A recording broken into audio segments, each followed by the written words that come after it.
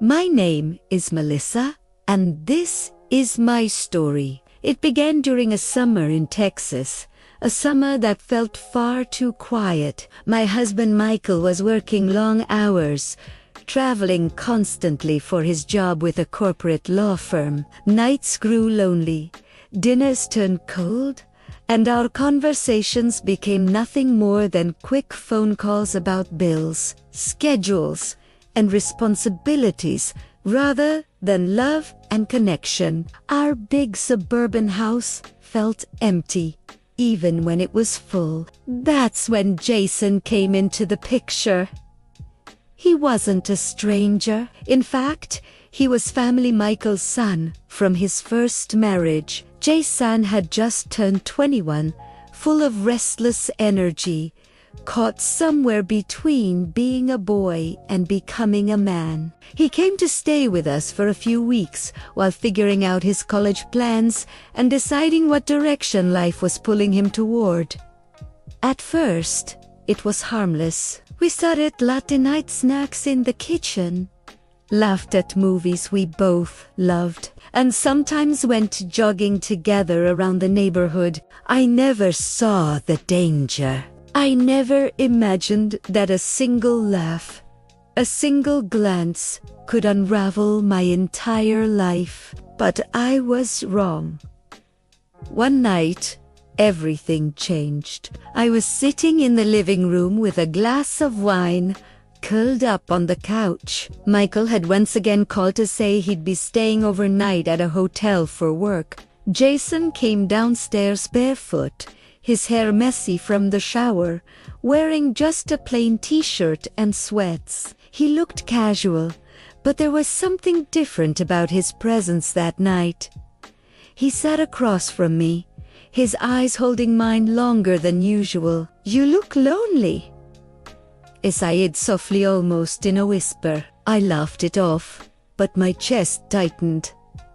"I'm fine," I replied. "Just tired, I guess." But he didn't look away. His gaze lingered, and for the first time, I realized how much attention he had been giving me, the way he listened when I spoke, how he noticed the books I read, the playlists I played while cooking, even the perfume I wore. The silence between us grew heavy, charged. Then he said words that should never have been spoken. "I don't think Michael deserves you." My breath caught in my throat. "Jason, don't," I warned. But a part of me didn't want him to stop. He leaned forward, his voice trembling now. "I've seen how he treats you. You deserve more. More tantis. More than being alone every night. I should have ended it. I should have stood up, walked away, reminded him and myself of the boundaries that could never be crossed.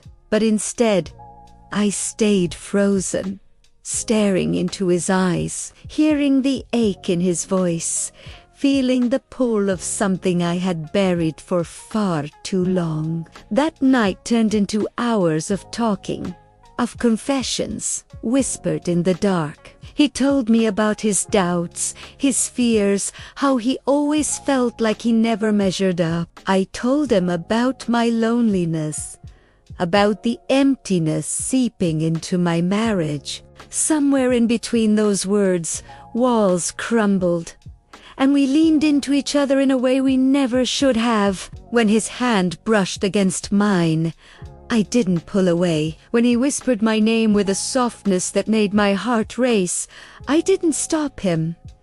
And when his lips finally touched mine, I let them. It was wrong.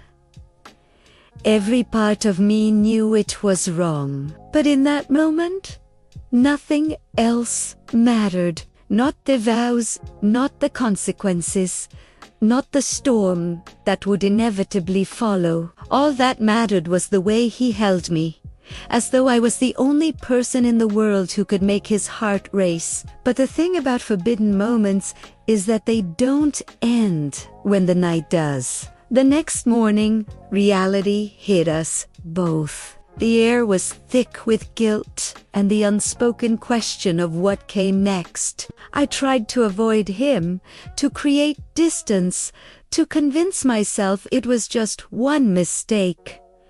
But Jason wanted more. He found excuses to be near me, brushing past me in the kitchen, sitting too close on the couch, slipping notes into my hand when Michael wasn't around. His eyes carried a hunger that scared me, because it mirrored my own. Whatever it was between us, it wasn't over. And deep down, ik knew primera, didn't want to be. Every time I tried to draw a line, he crossed it with words that melted me. Don't you feel alive when we're together? I asked it.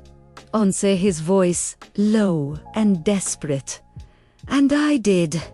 I felt alive in a way I hadn't in years. It wasn't love, not in the traditional sense. It was need. It was desire. It was two souls clinging to each other in a moment of weakness. And though I knew it would destroy everything if it ever came to light, I couldn't deny the truth. I craved it as much as he did. Looking back now, I know the damage is already done. Secrets don't stay hidden forever. Every stolen glance, every whispered word, every forbidden moment is another thread, unraveling the life I once thought was secure. Maybe one day the truth will come out. Maybe one day I'll have to face the cost of that night, of those choices. But until then, all I can say is this: he still wanted more, and so did I. And in that moment, nothing else mattered.